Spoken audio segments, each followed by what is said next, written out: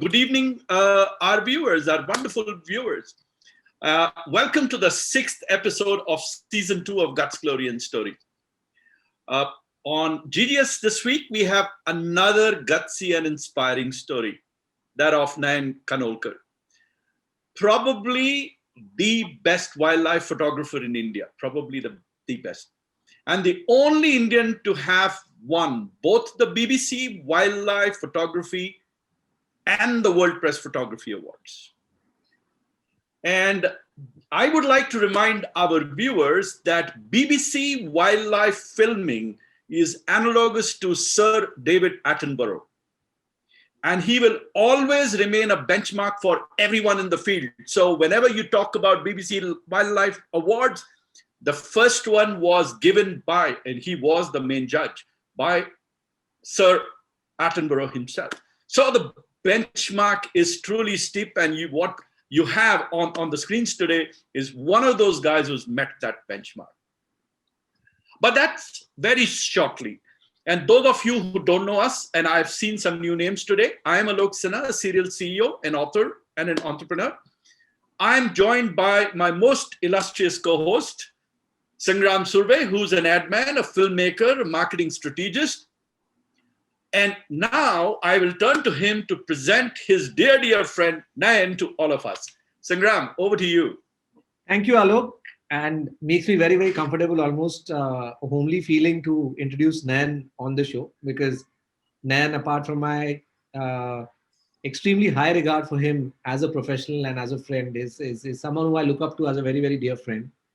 And we have a long history together, actually, right from the time in 2004 when we became friends, to the numerous trips we've done on wildlife photography and sessions in terms of how life should be, philosophical talks on how life should be, how one day both of us are planning to quit the city and go out and live in the wild. I mean, that's a pact between our families, that we'll write off all our properties to our wives and we'll go and settle down in some remote corner in the country.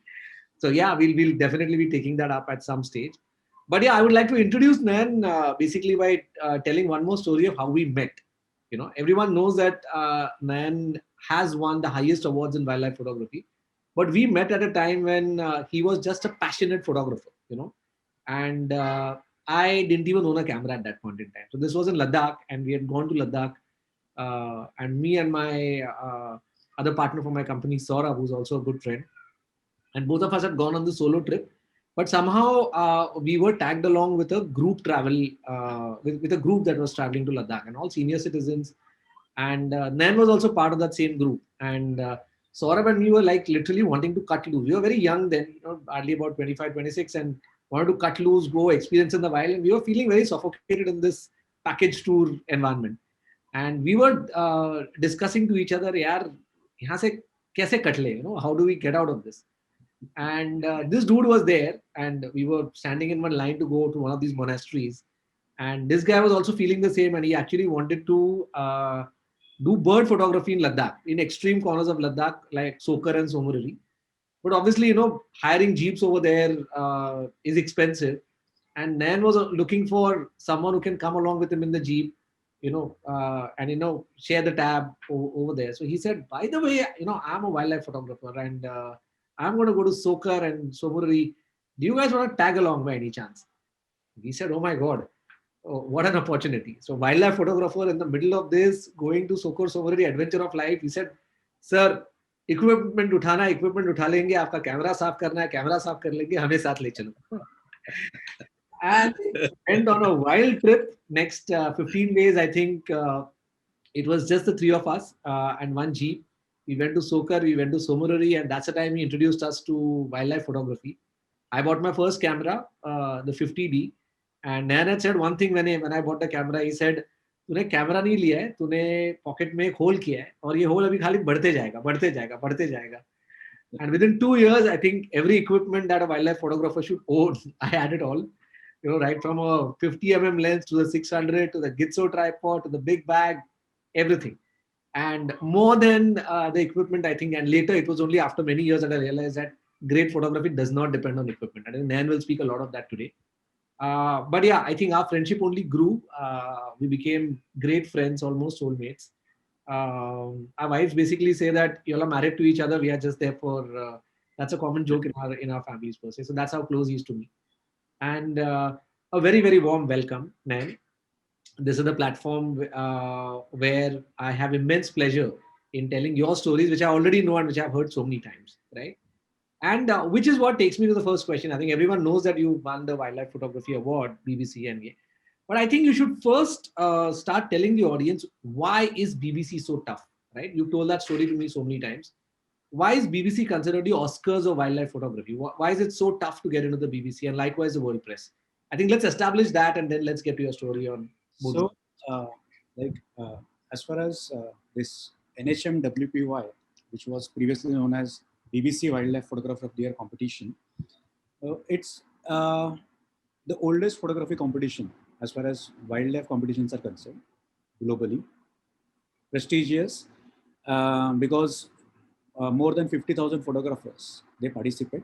It's open to all professionals and amateurs, and the panel of jury, the jury members, they themselves are photographers or from some other segments related to photography, and they know about the photography, and they value the originality of image and all the other aspects.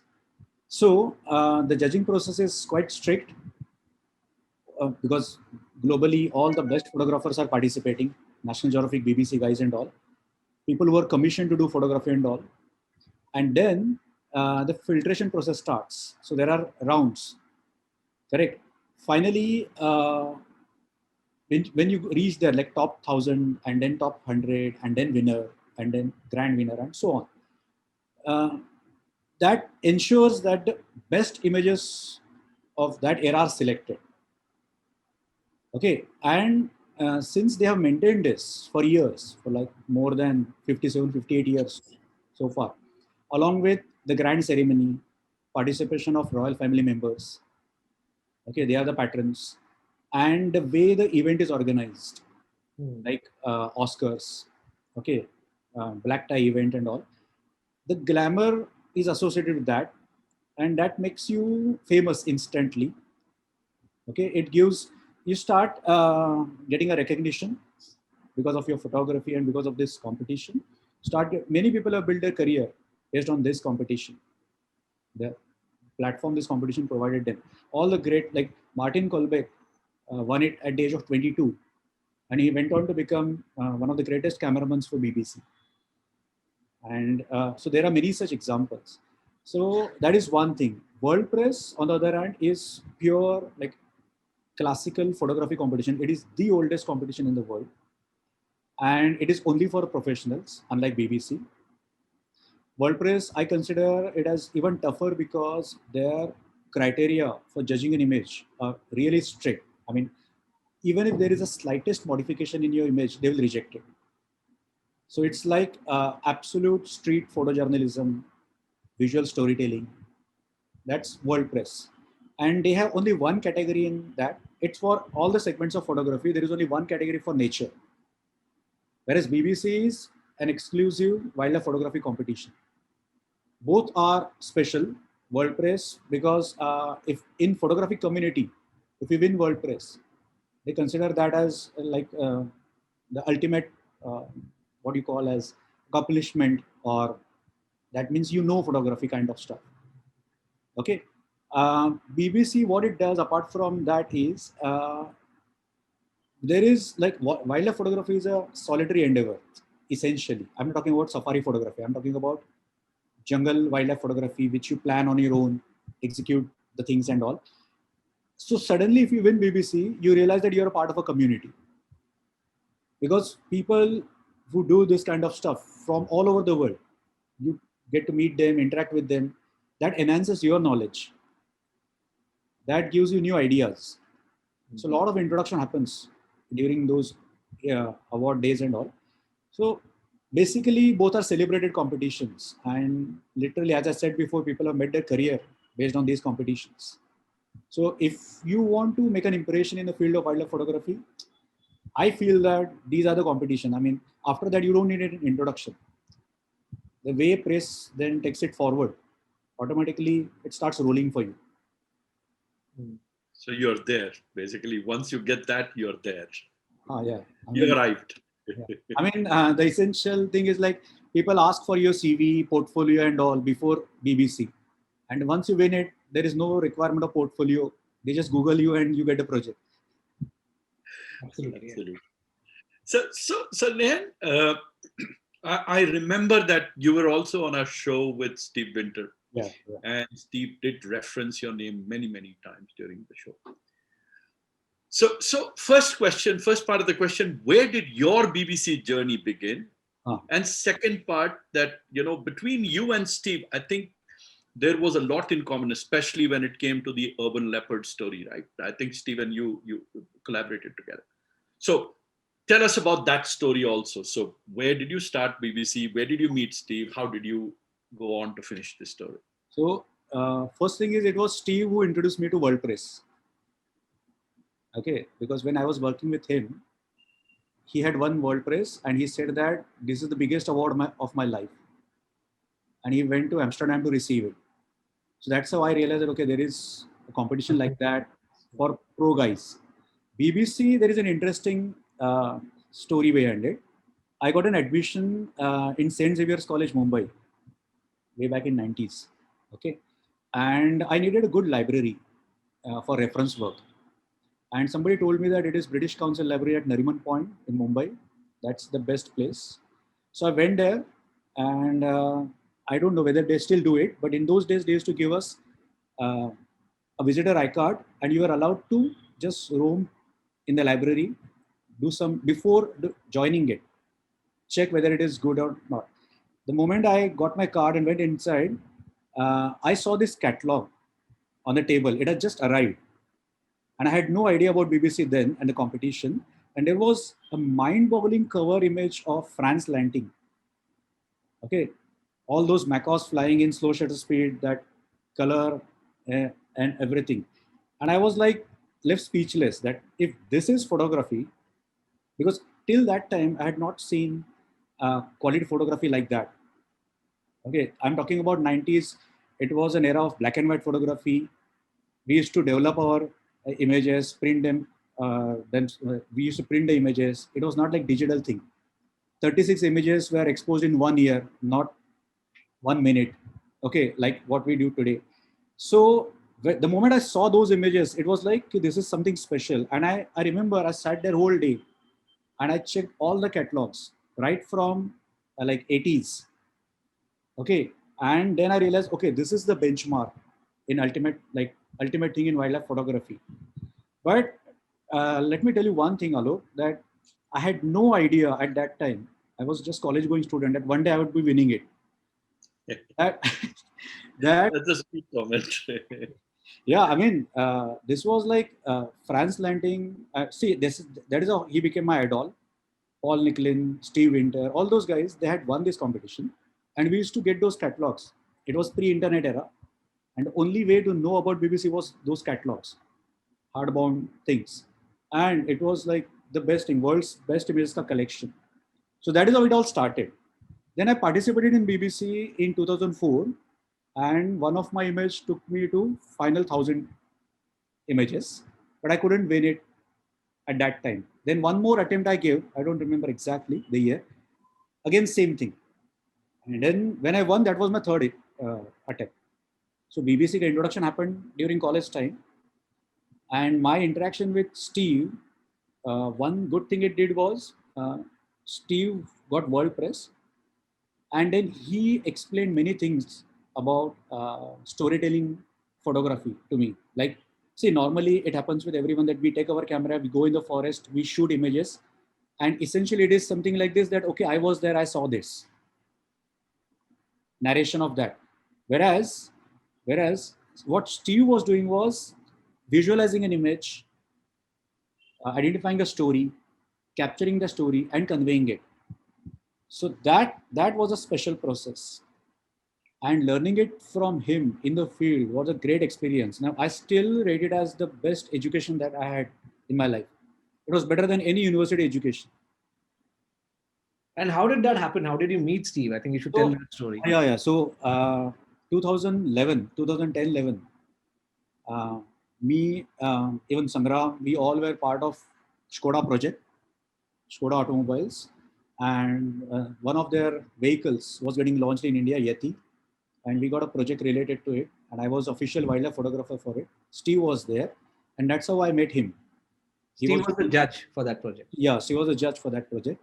He was at Bandhavgarh, and I still remember that meeting. So we all interacted, and he saw those images.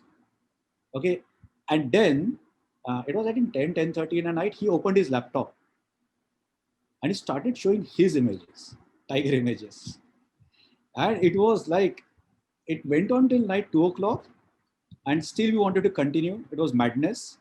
The quality of raw images was such that it's it made me realize that okay, this is how you should do photography. Like no computer involved after taking an image. Few things I admire about Steve, and in fact all National Geographic photographers, is that what they say is that when you take an image, okay, through camera, it should be almost like 85 to 90% there. Just couple of black clicks, couple of saturations, and image should be ready for Net Geo cover. So that's like highest level in the world. No post processing, no shadow adjustment, no highlight adjustments, nothing. Minimum time spent on the computer, maximum time spent with the camera. That's their way of doing. That culture I absorbed. That's a real photography. That was an Unlike, advantage of working with Steve. yeah. Unlike our world today, where we shoot on phones and we have Instagram filters which come to our rescue, which make all our images look so surreal. Yeah. No, so there is this popular saying in the photography world that how do you know that you are a good photographer or not? If you adjust contrast with your lighting, then you are a good photographer. If you adjust contrast with a Photoshop slider, then you still need to learn. True, very true.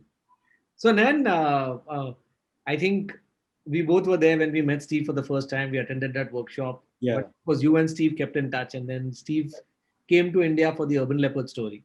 Yeah. And that's where I think you started. We had discussion about it when he was doing Mountain Lion story. Correct. Then I happened to mention this Mumbai Leopard thing. Then he came. I got an opportunity to work with him. And since it was National Geographic budget, it allowed us to do many ambitious things.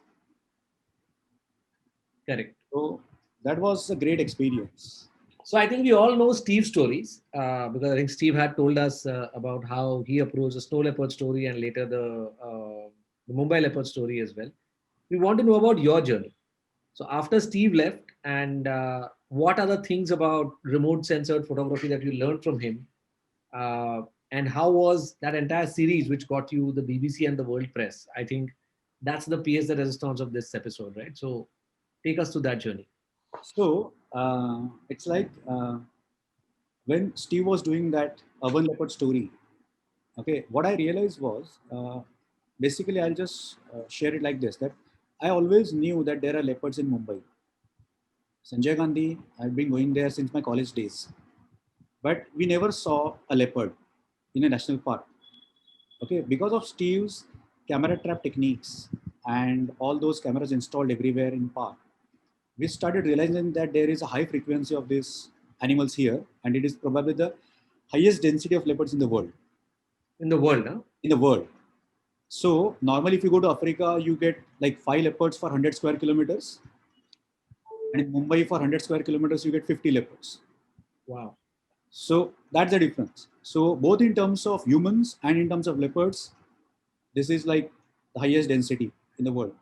So it's like the pyramid of Mumbai is like this, that we have 20,000 human beings or 30,000 human beings per square kilometer.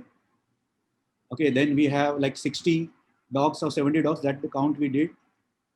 And then we have 2 to 3 leopards per square kilometer in Mumbai. Wow. That's the ratio. Wow. And leopards are coexisting with humans. They have just adapted well. It's an adaptive cat. It will adapt very well, unlike tigers. Okay, and so it was like good thing to learn about this. There were many ground level stories, interesting, fascinating stories, and I wanted to share those stories, and that is where I decided to continue this project. So it started somewhere in 2012. By 2014, I got a fair idea about it, and from there onwards, we started taking quality images. Okay. So how did you go about planning those images? Yeah. Sorry. How did you go about planning those images? Yeah. So I will just share. So now we are going behind the scenes, Yeah. trying to see how the image was created, how Yeah. much time it took, and So finally one image which got him the award, how yeah. much of effort it takes. So go ahead, Nan. We Yeah. are all ears. This is that image that was finally captured after 4.5 months of camera trapping. Okay, but it all started with this. I mean, we started doing some research. So You can put it on full slide. yeah, so we started doing some research in Mumbai. Once we got inputs that there are leopards, and we installed such camera traps, normal camera traps.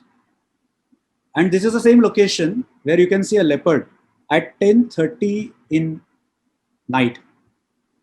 10:30 by Mumbai standard is evening, right? True. And so from 9 o'clock, 8:30 onwards, leopards start roaming, and they enter in these alleys and these areas, lanes next to national park. And you can see like this leopard, it's a big male leopard. It came into the house where I got that picture, and this is another one. So we started installing camera traps everywhere in Mumbai around national park, and we started documenting this. What are their pathways? How do they move? How do they use their areas? Okay, and finally we decided that okay, these are the locations we need to uh, select, and then this all started. I mean, this is how it all started. So I read a news in a newspaper that there was one leopard attack, man-animal conflict situation in 2012 that had happened, and I wanted to meet this individual and listen from him what is the story, because I was also learning about this predator-human coexistence, and he's showing that area where his son was attacked by a leopard. And then I expected that usual interaction where the person would be speaking bad about leopards, that I want to take revenge and all, and that kind of stuff, Anger, anguish. anger Yeah. and all. I got exactly opposite behavior. You know, he, rather than me telling him something, he was telling me that okay, we know that the leopard that attacked my son was an outsider, and that was the case. It was translocated from somewhere. Wow. Yeah. This is like pet dogs outside of my. Yeah. And then he said that, of course, he narrated everything. And he said that we know our leopards. I'm staying here since my grandfather's time. And our leopards never attack us. Wow. And then he took me to his place inside his house and he showed me this, the invitation card for his marriage of his eldest son. And you can see a tiger or a leopard in the center temple. So these Yeah. people belong to Warli community, and Warlis are known for integration of animals in their culture. And this is how they had depicted this all. So he said that we worship this animal, and we will not kill this animal. Or what they do at the max is they construct a leopard temple or a tiger temple, and they offer their prayings over there. That please forgive us, we have made some mistake on that kind of stuff. So this belief and this integration with wildlife has enabled them to coexist with wildlife. This was a fundamental difference between their approach and then other people whom I met, people who were living in high rises next to a national park. That the moment they used to see a leopard, there used to be a panic that capture this cat, move it away. Whereas these guys, I'll tell you what happened. So I installed camera on one side of his house where his son was attacked, and on the other side of the lane where the leopard used to enter.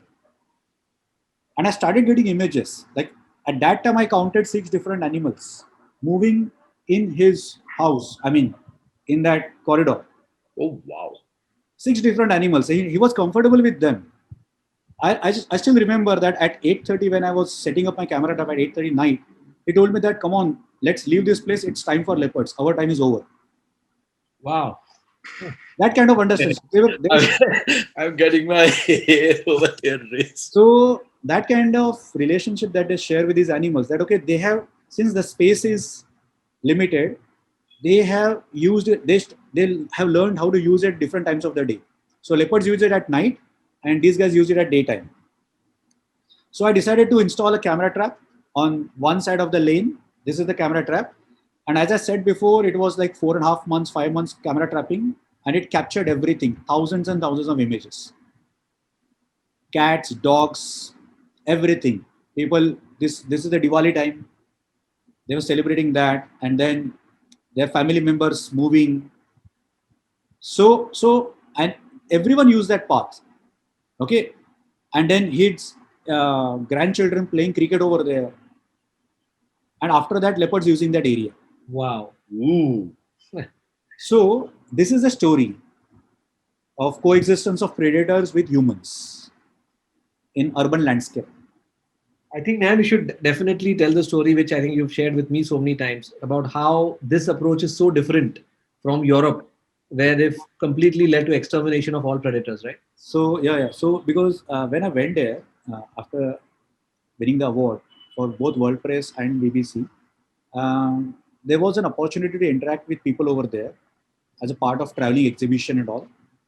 And everywhere, only one question was asked to me. Okay, that how come you are allowing predators to live along with you, coexist with you? We have exterminated everything. Wolves long back. I mean, if you go to any national park in Europe, okay, and if you read the catalog over there or the information pamphlet over there, it tells you that we have 25 species of mammals, and then you read the checklist, and out of 25, 24 are rodents. So because nothing else is left. So whereas here the 25 checklist is like tiger, leopards, lions, big five in top five, and then others. So we don't even count rodents in our checklist. So, Ned, what you're saying is that paying £100 to go into a forest in Europe is worthless. You'll only see rodents. Yeah, because tropical biodiversity is something special. You will never get that over there. And whatever was there, their unique things, predators and all, is all exterminated. Yeah, they shot them. Yeah, you're right. I mean, even today, if any incident happens related to wolf, or I know even in US, when mountain lions lifted few animals, forget about lifting people, attacking people, few animals, immediately they were shot down. Yeah. So that's the fundamental difference between their approach and our approach. There is a lot of cultural tolerance in India.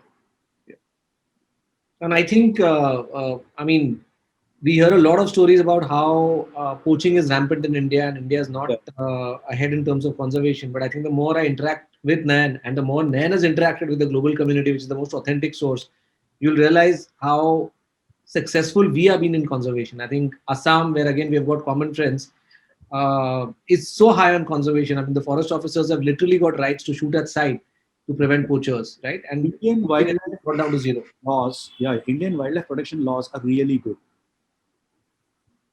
Indian wildlife protection laws, like Wildlife Protection Act 1972, it's terrific.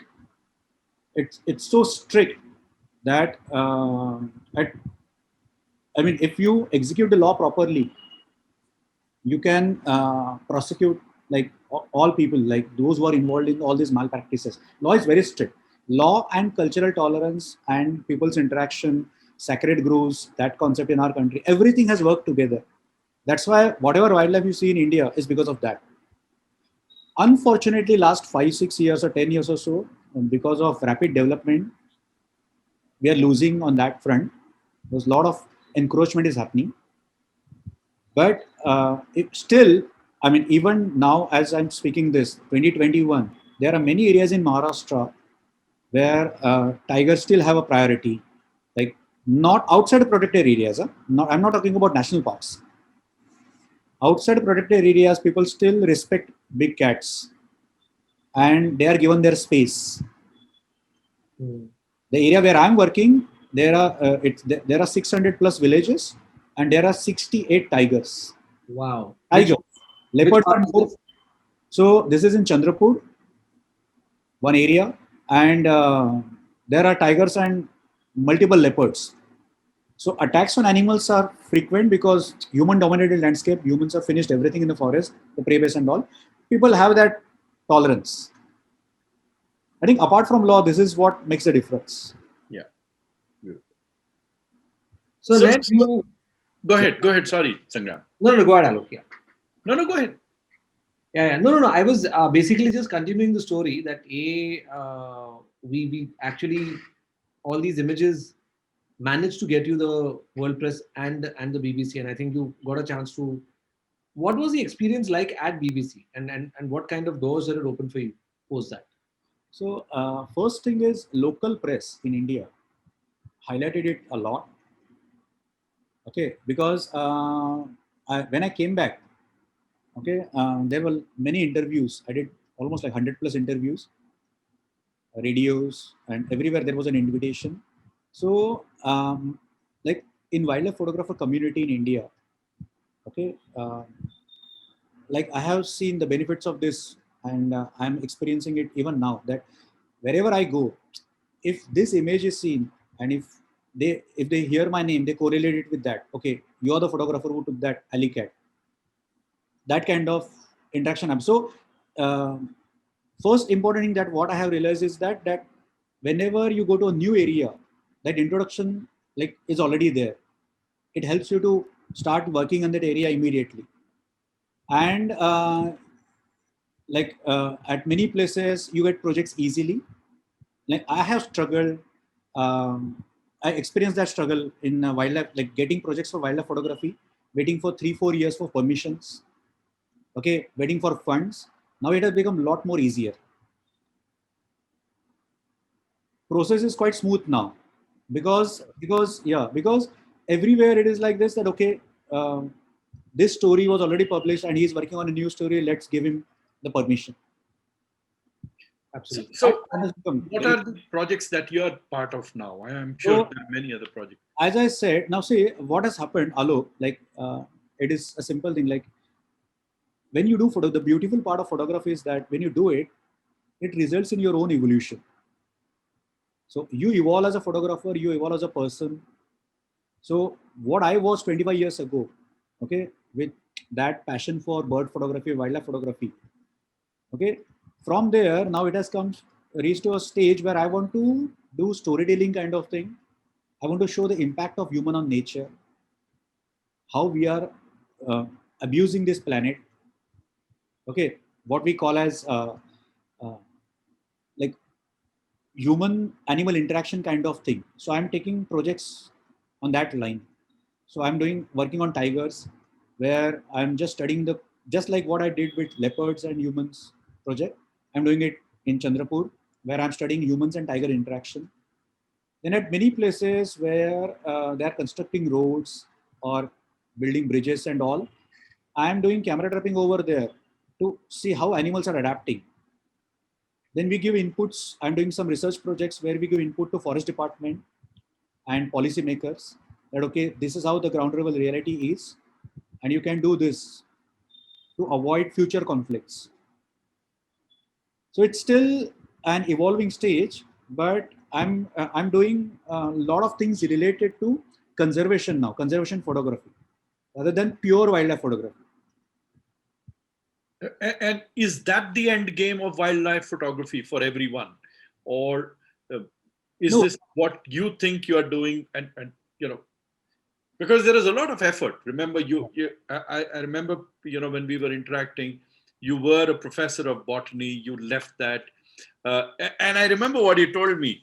The first thing was a fourth-hand camera that I bought. Right, that's what he said. And at one other point, you said you had to sell a lot of stuff to buy the 500 the telephoto.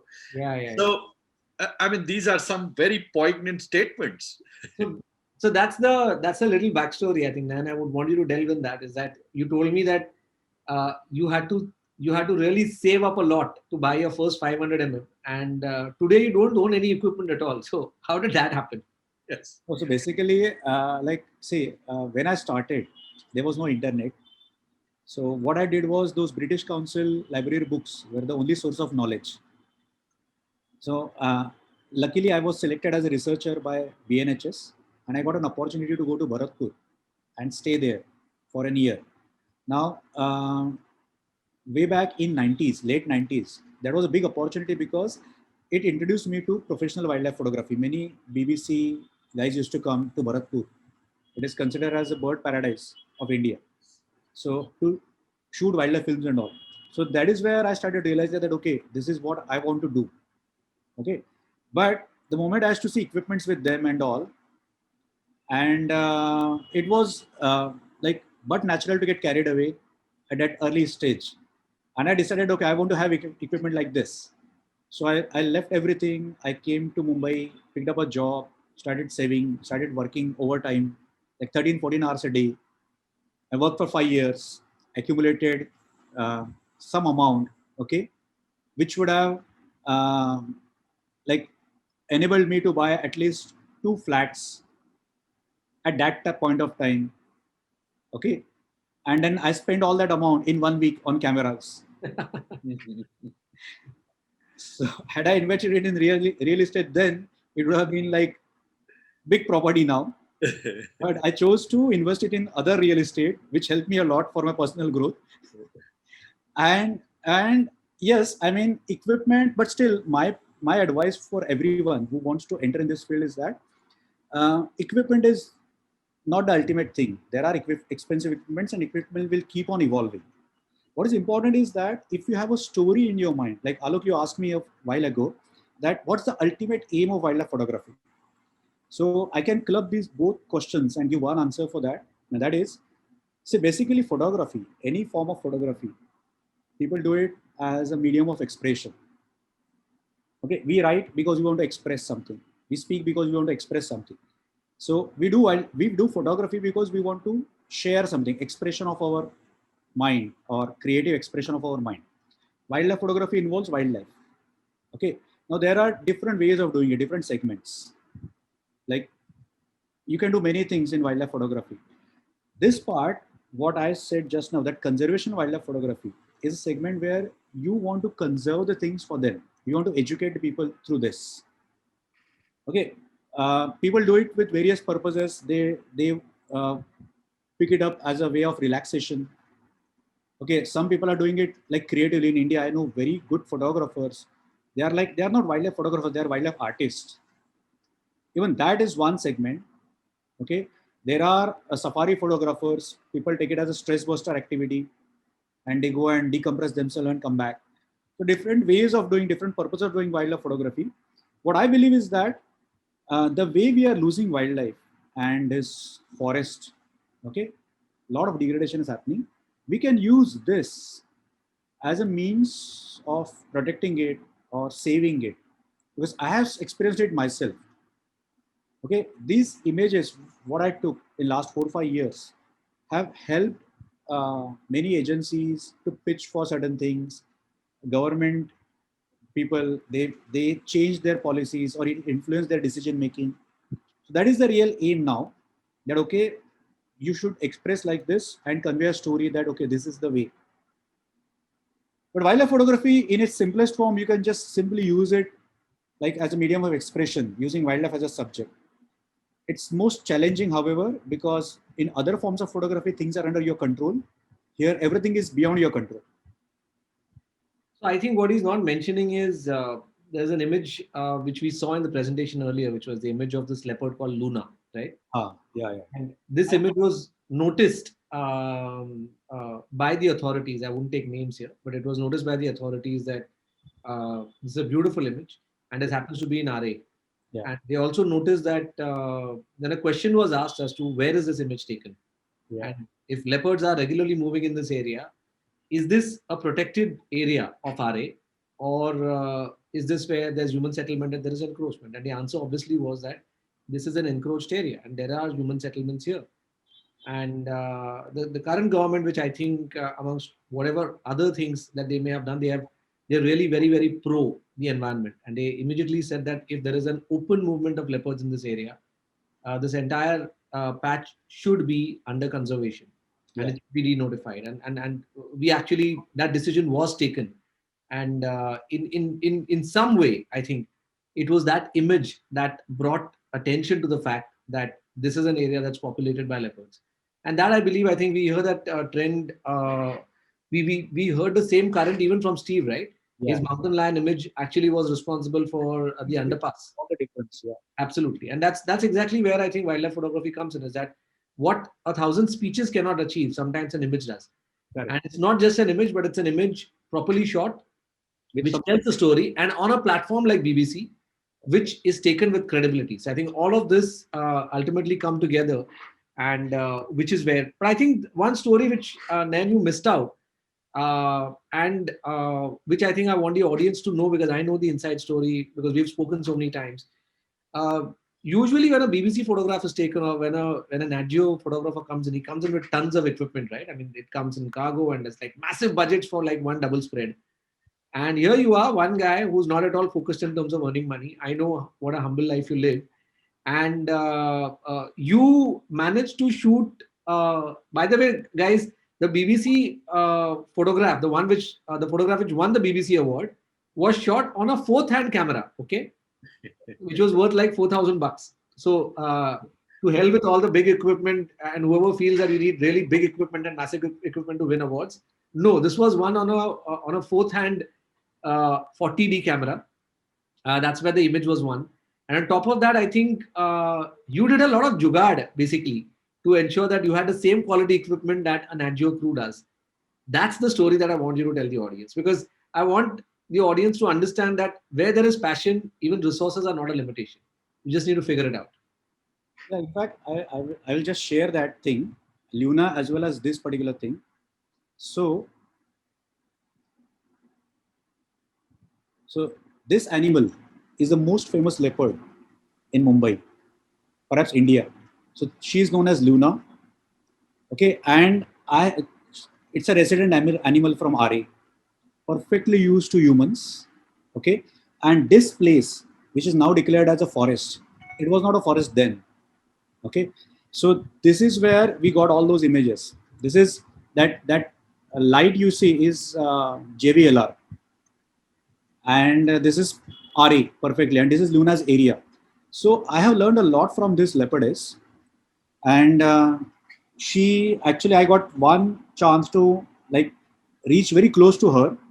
I was setting up this camera trap, and it was 5:30 in the evening, and suddenly out of nowhere, some 100, 150 plus crows started circling over me, and I became curious because something special was definitely there. Otherwise, crow would not circle like that. And I just realized that okay, they were looking at some place which was just 50 meters away from me, or less than 50 meters. So I decided to enter in that bush, and just behind this where I had placed the camera, and I had to walk on all four legs because it was a very cramped space. And as I crawled inside, okay, after reaching some 20, 25 feet, and as I turned on the right hand side, this Luna was sitting there hardly 6 feet away from me. Wow. So I have seen a wild leopard from a distance of 6 feet with that nice evening light on its coat. And at that distance, I mean, it was obvious that she had seen me coming, and she still waited for me. And I was not even standing erect. I was just like an animal in front of her. And imagine seeing a leopard in an open area from a 6 feet distance. You can see every body hair, and those eyes were like mesmerizing.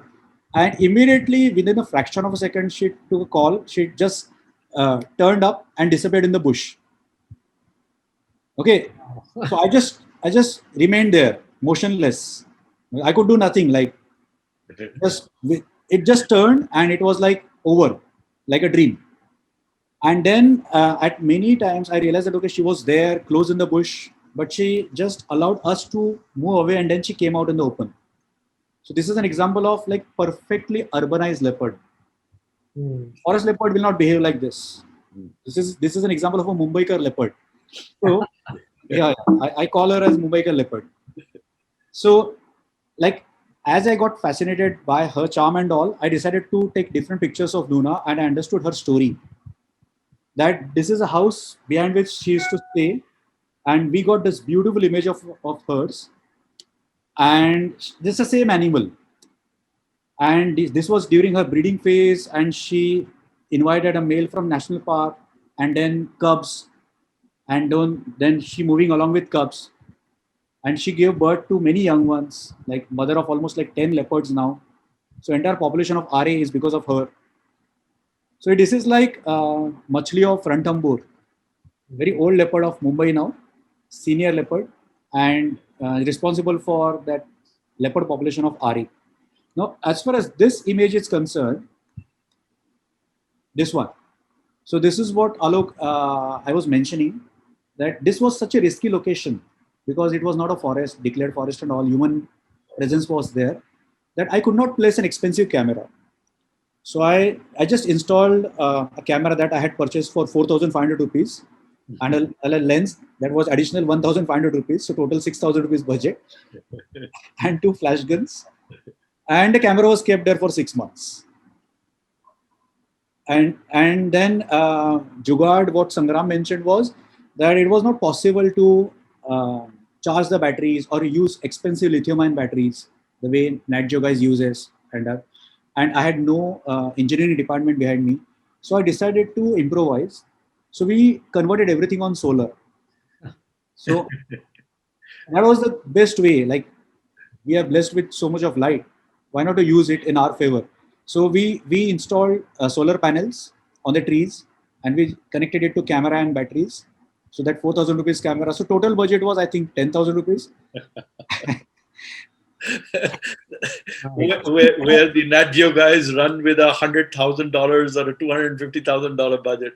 No, but I tell you, it's like this, that 1855 kit lens that I purchased along with this and a camera, it was in such a bad condition that I had to tape it because there was no focusing possible looking through the camera. So I used to take like probably 19th century camera, stuff like this, where you focus it on the basis of judgment or using a tape, and then take an image on the computer and see whether it is perfectly in focus. And then whatever it is perfectly focused, you just tape it and leave it there.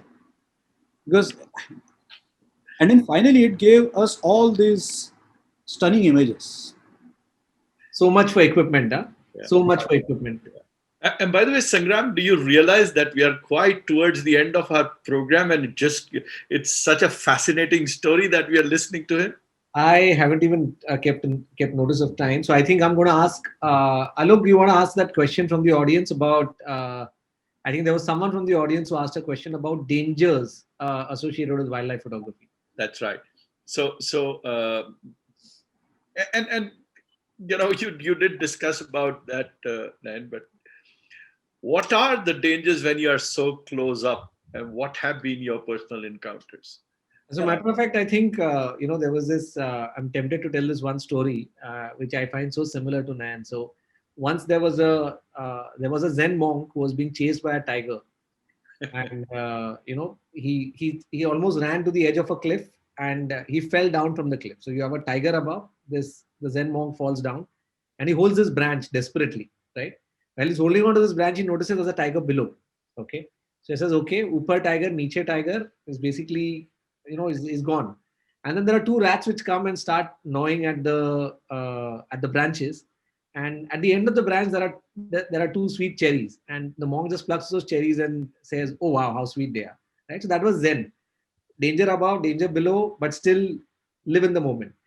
Nayan had an incidentally, where he was in the forest, and he was in a similar situation. What that situation is, I will not tell you. I will leave that to you, but that reminds me of that moment. Yeah, over to you, Nayan. Go ahead, Nayan. Tell us about that one. I'll just share that image which I got. It was while taking this image. So this is again the same thing, Mumbai leopard image. So you can see that's the city below, and you can see a leopard here. And unfortunately, the area was so risky in terms of theft and all. I had to sit there to guard the camera. Physically, I had to be there along with the camera. It was not exactly like remote camera trapping. I used to guard my camera. So I realized that, okay, this was the best location and I must get an image over there. I installed my camera at say around 6:37. I started it in the afternoon, got over by evening. And I was constantly getting that sense, that awareness of, okay, that leopard is watching me. And that was true. So this was a mother of two cubs, and she watched me installing the camera continuously. And then after installation was over, I had to select a suitable place. And there was no suitable place in the forest. So I just chose a place about 20 feet higher than this. It was an elevated area, and about say 10 square feet open space to sit. So I just erected my tent over there, that small one, and I remained there to just keep an eye on my camera the entire night. Okay, from 7, 8 o'clock in the evening till next day morning 7 o'clock, 12 hours vigil. And at 10:30 in the night, I realized it was not that exact perfect tent. It was open from lower side. So at 10:30, I heard a stone rolling behind me, and then I realized that okay, it was leopard who had come to investigate who's there in the tent. So that was the beginning. So it started from that drama started from 10:30. Obviously, there is no question of sleeping and all under such conditions. Because you know that leopard is just confirming whether you are there. So it came and it went back, and then there was nothing till 1 o'clock in the night. So from 10:30 to 1 o'clock, I was just in that tension, and I had a torch. I could not light it because I was just aware of this that okay, if the leopard sees the light, it will not come because it would avoid the path. I wanted a photo, and then still I sensed some movement, and so I just started my mobile and used that light to check what was there around me, and I saw a scorpion Oh my touching me.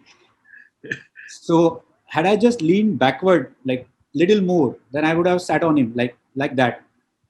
So there were scorpions on the ground, centipedes, and snakes, things like that.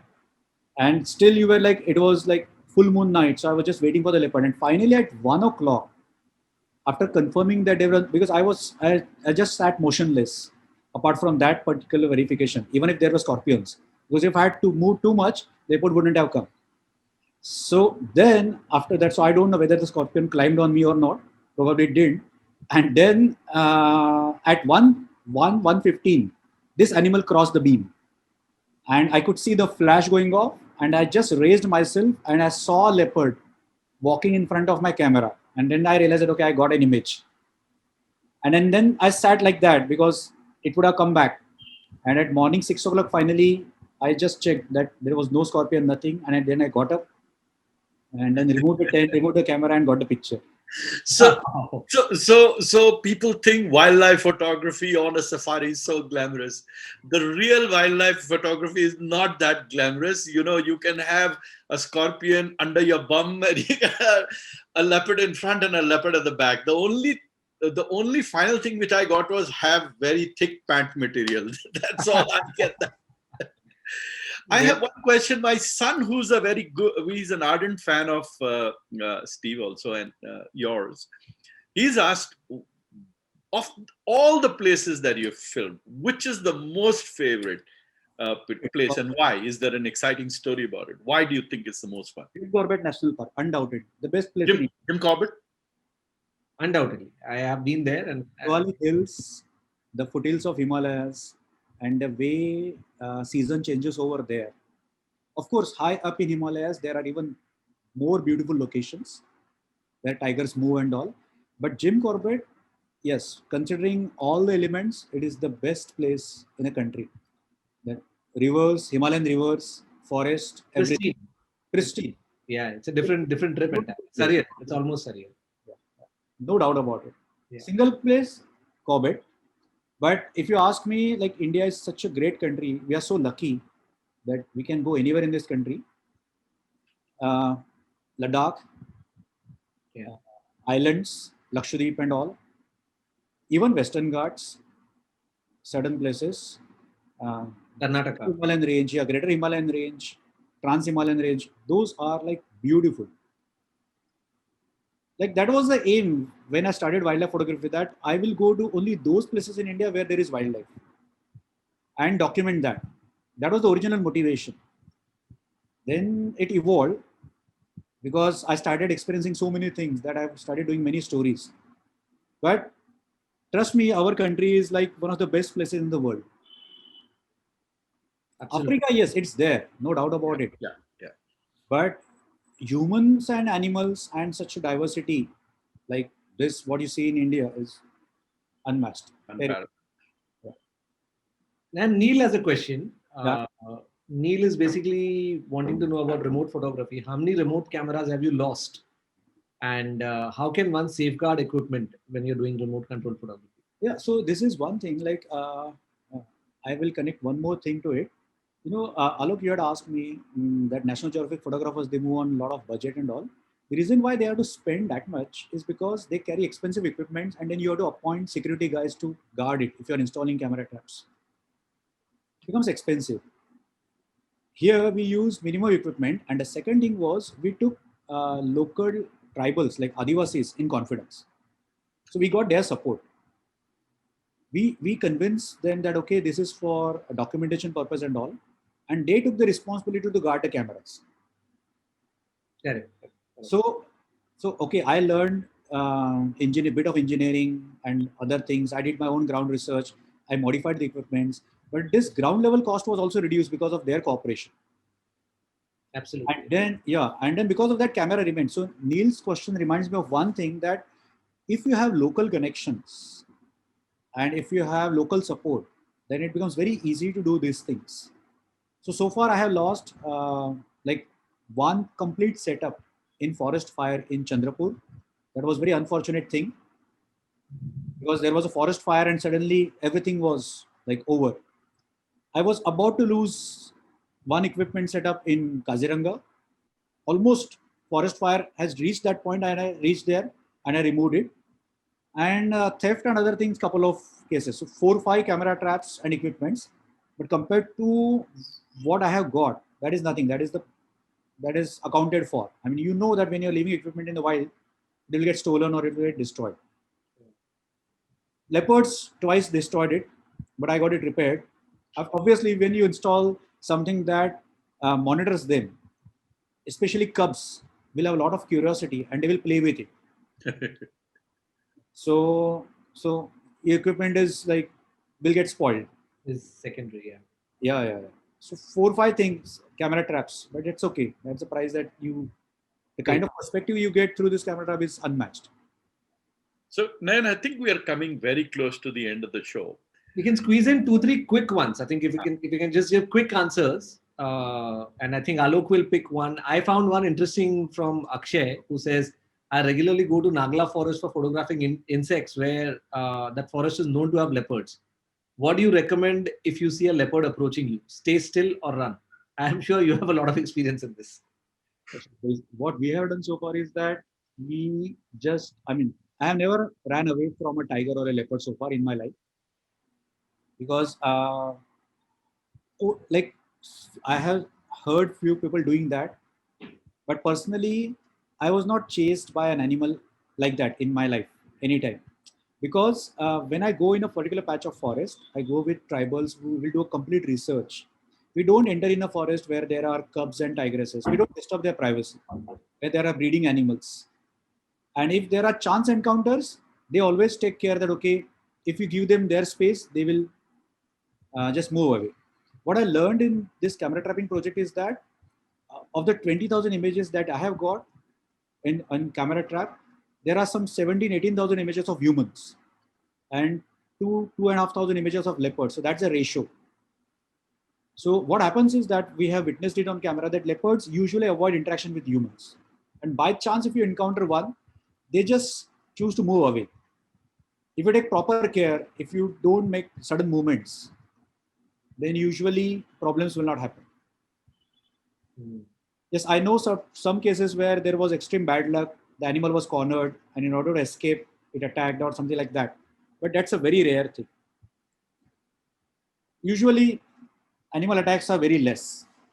Got it. So what next? Some of the people have asked in our registration question. So what next? I mean, where does a photographer who has reached kind of a pinnacle in his life, people yearn for it? What next? First of all, let me just tell you honestly that photography, as far as that skill or art is concerned, the craft, I'm still learning, because every day I make new mistakes and then I learn. That has been the standard process. Because like if you choose a new assignment, there are always new learnings. So with every assignment you evolve. So what has happened is that you develop certain kind of understanding with your camera and all, and based on that relationship, you can take some good photos.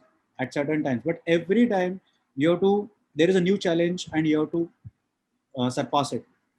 So honestly speaking, it's like it keeps you busy. Okay, there is a progressive path as far as the personal benefit is concerned. There is personal evolution. You learn a lot. In fact, like tremendous thing about your country, the area we are doing photography, about the craft itself. But what I feel is that once you acquire some skill in one particular subject, okay, what I personally feel is that you should just like, for example, what I have seen Steve doing it or other people doing it, start shifting to an area where it will start saving nature or help in conservation. Because when people see these images and they get inspired or motivated to protect something, that's the ultimate reward you get out of your photography. That, yes, it has created an awareness. So if we can adopt that thing as a means of conservation, then nothing like it. That is the ultimate uh, satisfaction that you can derive out of photography. At least Conservation time to photography. start a school or something where you can teach, you can train, you can. Definitely, definitely. He does already. Yeah, definitely.